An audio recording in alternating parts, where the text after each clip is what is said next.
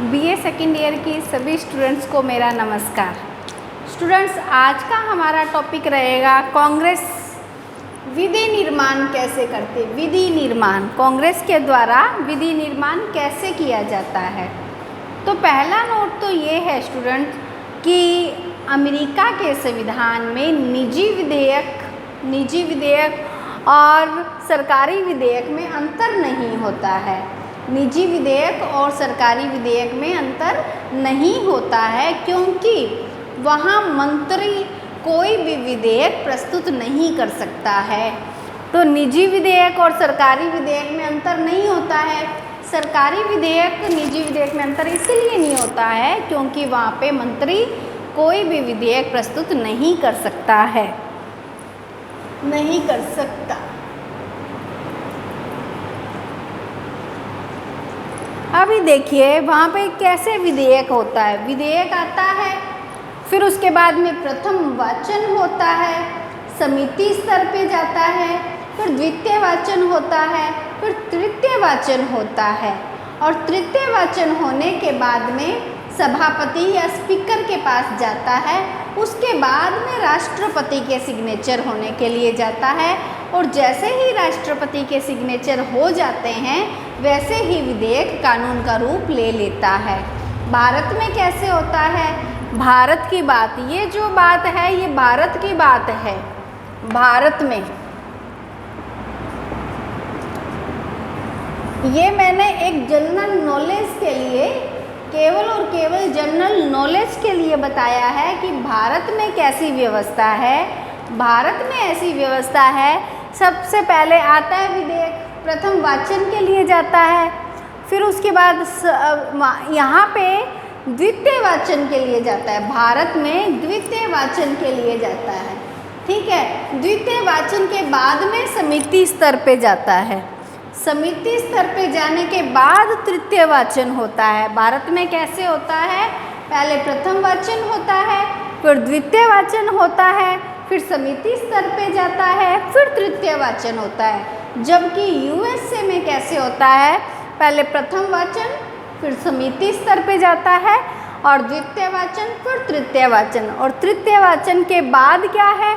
Speaker या सभापति के हस्ताक्षर होते हैं, और उसके बाद में राष्ट्रपति के हस्ताक्षर होते हैं, और राष्ट्रपति के हस्ताक्षर के बाद विधेयक क्या बन जाता है? कानून बन जाता है। विधेयक कानून बन जाता है। तो इस प्रकार देखिए, प्रथम वाचन, समिति स्तर, द्वितीय वाचन, तृतीय वाचन, फिर सभापति के पास में, और फिर राष्ट्रपति के सिग्नेचर होते हैं। तो यहाँ पे कानून का निर्माण ऐसे होता है। अभी देखिए एक टॉपिक 2 नंबर का पूछा जा सकता है, वो है राष्ट्रपति का संदेश। तो देखिए राष्ट्रपति का संदेश का अर्थ क्या है? राष्ट्रपति कार्यों की एक लंबी सूची देता है कांग्रेस के चलते अधिवेशन में। कांग्रेस के चालू अधिवेशन में राष्ट्रपति संदेश भेजता है। संदेश का अर्थ क्या है? कार्यों की एक लंबी पूरी सूची होती है, और उस सूची के अनुसार क्या क्या कानून बनाने हैं। कांग्रेस को ये बताता है राष्ट्रपति कि क्या क्या कानून बनाने हैं। अर्थात राष्ट्रपति का संदेश क्या है? कार्यों की एक पूरी सूची है। और कब होती है वो? कांग्रेस के चालू अधिवेशन में राष्ट्रपति भेजता है। और उसमें क्या है? ये मात्र संदेश नहीं होता, बल्कि इसमें क्या लिखा होता है कि क्या क्या कानून बनाने हैं। अर्थात अब क्या क्या कानून बनाने हैं ये राष्ट्रपति तय करता है। इस प्रकार से यूएसए में क्या होता है? यूएसए का मुख्य विधायक यानी विधि निर्माता, यानी चीफ लेजिस्लेचर, किसे कई बार किसको कह दिया जाता है? यूएसए के राष्ट्रपति को कह दिया जाता है क्या? चीफ लेजिस्लेचर या मुख्य विधायक। क्यों? क्योंकि राष्ट्रपति संदेश के द्वारा कार्यों की एक सूची देता है कांग्रेस के चलते अधिवेशन में कि तुम्हें क्या क्या कानून बनाने हैं। तो उसके बाद में देखिए 2 नंबर का प्रश्न आ जाता है कि अमेरिका में राष्ट्रपति का संदेश क्या है। इसी संदेश के कारण से, इसी अधिकार के कारण से राष्ट्रपति जो अमेरिका का है उसे चीफ लेजिस्लेचर कहा जाता है, यूएसए का मुख्य विधायक कहा जाता है। अब देखिए स्टूडेंट, यहाँ पे विधेयक आए, विधेयक राष्ट्र प्रथम वाचन हुआ, समिति स्तर हुआ, द्वितीय वाचन हुआ, तृतीय वाचन हुआ, स्पीकर के पास में आया और फिर आ गया राष्ट्रपति के पास में। तो विधेयकों पर, जो विधेयकों के संबंध में राष्ट्रपति के पास में 3 विकल्प होते हैं। राष्ट्रपति के पास में 3 विकल्प होते हैं। कौन कौन से 3 विकल्प होते हैं? देखिए, प्रथम विकल्प क्या है? राष्ट्रपति के पास में प्रथम विकल्प क्या है? विधेयक आया, विधेयक आने के बाद में प्रथम विकल्प क्या होता है? 10 दिन में, 10 दिन, ध्यान रखिए, 10 दिन में हस्ताक्षर कर देते हैं। यदि 10 दिन में हस्ताक्षर कर दिया तो ठीक है, अन्यथा यदि कांग्रेस का अधिवेशन चल रहा है तो राष्ट्रपति का अनुमोदन समझा जाता है, राष्ट्रपति की मौन सम्मति, है ना, सम्मति समझी जाती है कि यस है।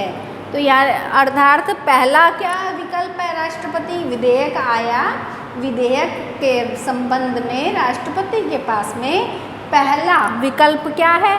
10 दिन में हस्ताक्षर कर दे।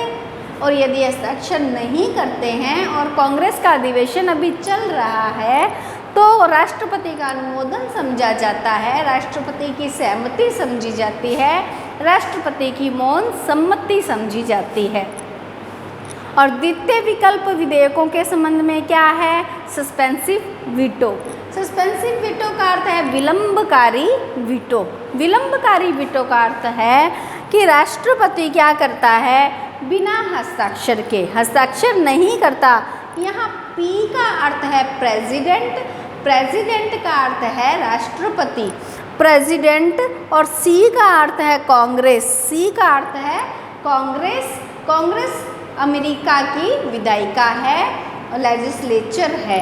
तो यहाँ पे P अर्थात प्रेसिडेंट, प्रेसिडेंट बिना हस्ताक्षर के, यदि प्रेसिडेंट क्या करता है? बिना हस्ताक्षर के 10 दिन के भीतर, 10 दिन के भीतर लौटा देता है, वापस लौटा देता है।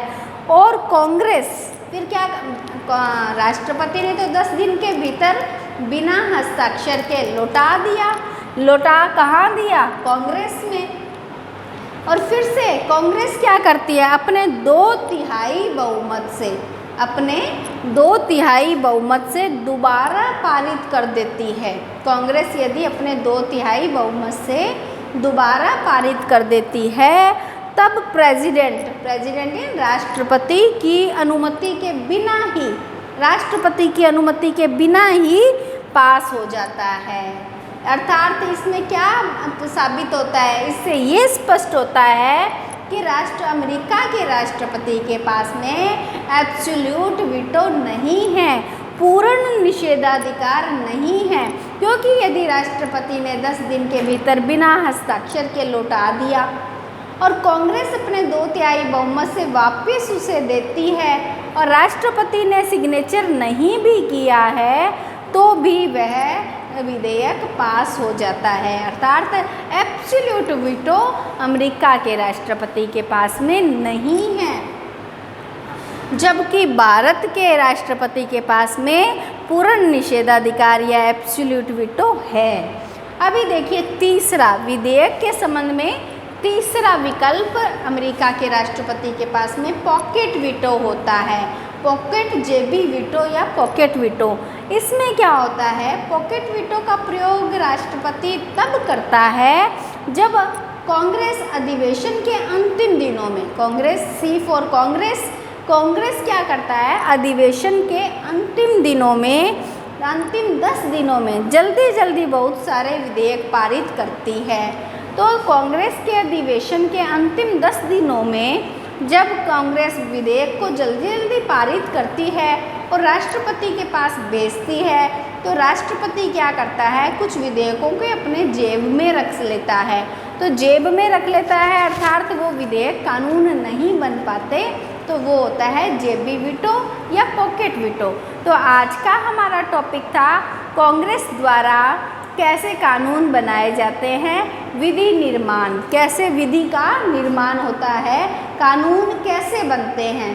तो हमने सबसे पहले देखा था कि निजी विधेयक, वहाँ पे सरकारी विधेयक और निजी विधेयक में अंतर नहीं होता है। क्यों नहीं होता है? क्योंकि वहाँ पे मंत्री किसी भी प्रकार का विधेयक प्रस्तुत नहीं कर सकता है।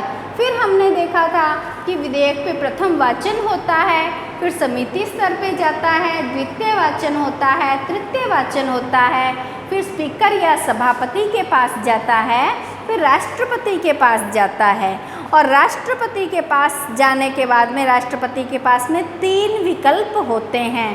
पहला विकल्प ये होता है कि राष्ट्रपति 10 दिन के भीतर, ये देखिए 10 दिन के में हस्ताक्षर कर दे तो ठीक है, यदि नहीं करता है और कांग्रेस का अधिवेशन चल रहा है तो राष्ट्रपति की मौन सहमति समझी जाती है। सेकंड है सस्पेंसिव वीटो, यानी विलंब करता है, राष्ट्रपति पुनः विचार के लिए भेजता है। तो पुनः विचार के बाद जब कांग्रेस के 2/3 बहुमत से विधेयक वापस राष्ट्रपति के पास आता है तो वह पास अपने आप ही हो जाता है, अर्थात राष्ट्रपति के पास में एब्सोल्यूट वीटो नहीं है, जबकि भारत के राष्ट्रपति के पास में एब्सोल्यूट वीटो है। और उसके बाद में तृतीय विकल्प ये होता है पॉकेट वीटो। जब कांग्रेस का अधिवेशन के अंतिम 10 दिनों में कांग्रेस जल्दी से विधेयक देती है राष्ट्रपति को, तब राष्ट्रपति इसका प्रयोग करता है और अपनी जेब में रखता है। तो देखिए अब यहाँ पे हमें पता चलता है कि अपने भारत के राष्ट्रपति के पास में एब्सोल्यूट वीटो है, अर्थात पावर ज़्यादा है। और यहाँ अपने भारत में क्या होता है, प्रथम वाचन, उसके बाद द्वितीय वाचन, उसके बाद में समिति स्तर, उसके बाद में तृतीय वाचन। तो यहाँ पे हमने देखा कि कैसे कैसे एक विधेयक कानून का रूप लेता है। यहाँ पे हमने एक चीज़ और देख ली है जो 2 नंबर के प्रश्न में पूछी जा सकती है कि क्या राष्ट्रपति का संदेश क्या है। राष्ट्रपति का संदेश कोई मात्र एक संदेश ही नहीं है, बल्कि कार्यों की एक सूची है। एक पूरी सूची के अनुसार राष्ट्रपति कांग्रेस के चलते अधिवेशन में ये बताता है कि क्या क्या कानून बनाने हैं। इसीलिए अमेरिका के राष्ट्रपति को चीफ एग्जीक्यूटिव कहा जाता है।